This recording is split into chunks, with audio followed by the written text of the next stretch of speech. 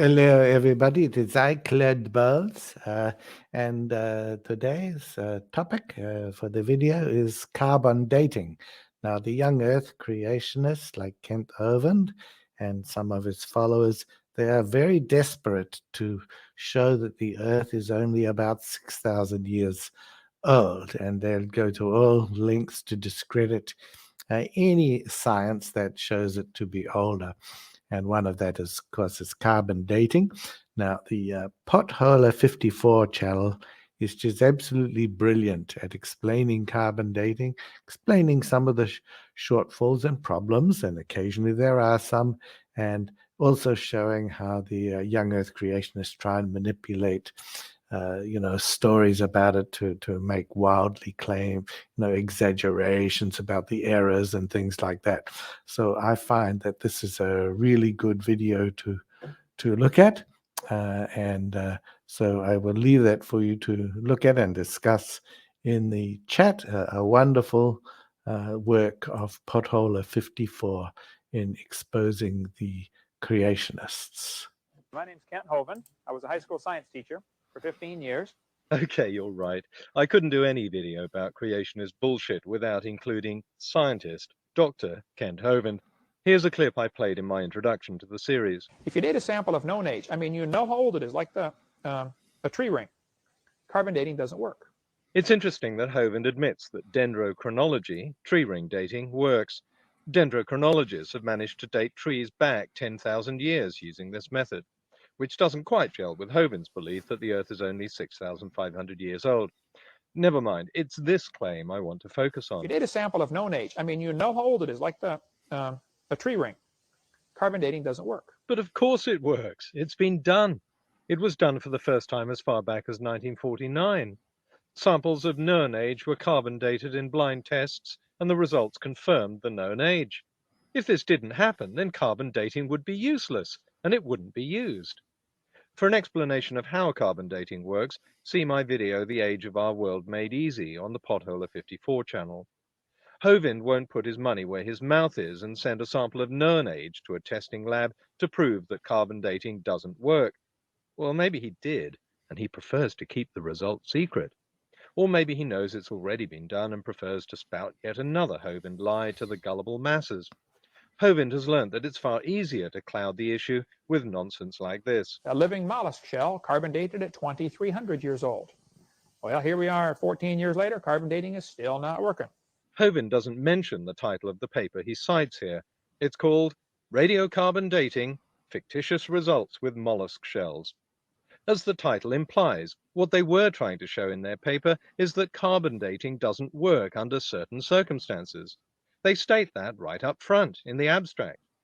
Evidence is presented to show that modern mollusk shells from rivers can have anomalous radiocarbon ages, owing mainly to the incorporation of inactive carbon from humus.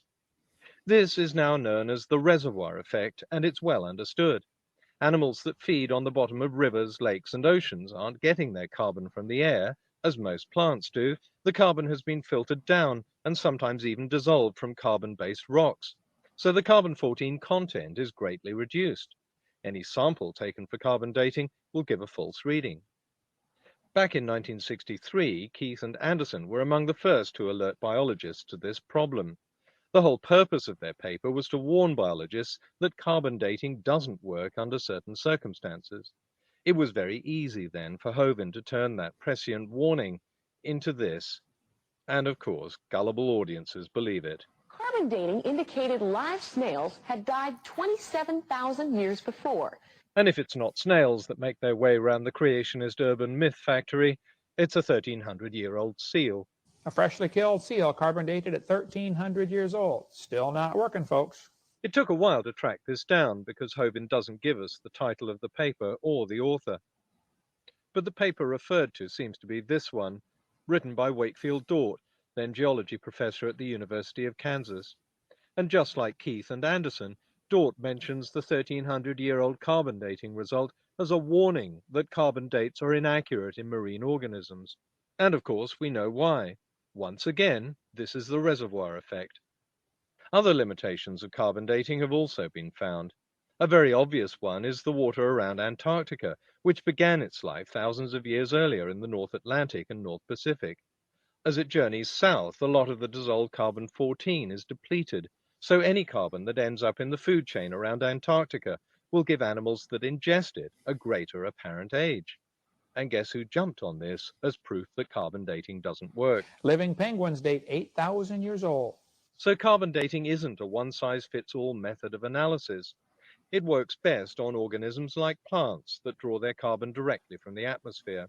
It's less effective on animals that ingest the plants, and it works extremely badly on animals that are ingesting carbon from marine environments.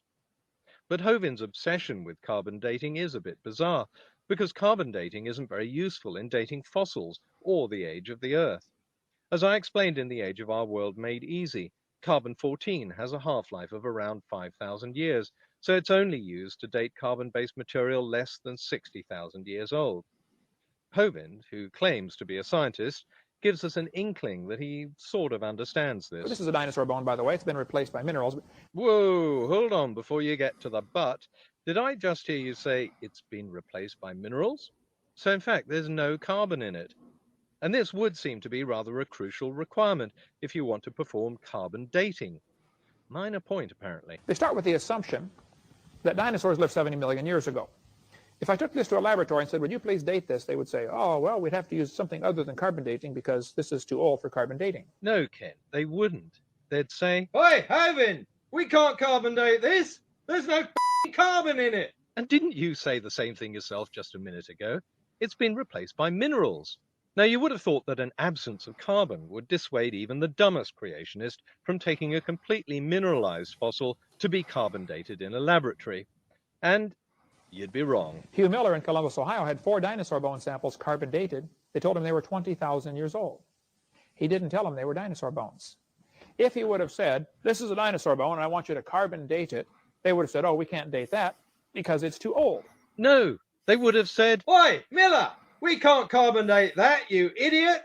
There's no carbon in it." So if there's no carbon in it, how come it dated to 20,000 years old? Well, we now have to tell the Miller's tale, as told by Mike Lafferty, science correspondent for the Columbus Dispatch. In 1991, he tracked down the place where Miller had got his dinosaur sample, the Carnegie Museum of Natural History. Miller didn't tell them he was going to carbon date these pieces of mineralized fossil, because if he had, they'd have said to him, "There's no carbon in it." So he did something completely out of character for a creationist, and didn't come clean about what he wanted to do with the sample. Unaware that his precious bone specimen was about to be destroyed in a pointless exercise for the creationist cause, James King, the director of the Carnegie Museum, warned Miller that the bones had been covered with shellac and other unknown preservatives. Shellac, of course, is an organic material chock full of carbon. To a real chemist preparing to carbon date a sample, this would have rung alarm bells about the danger of contamination. But not Miller.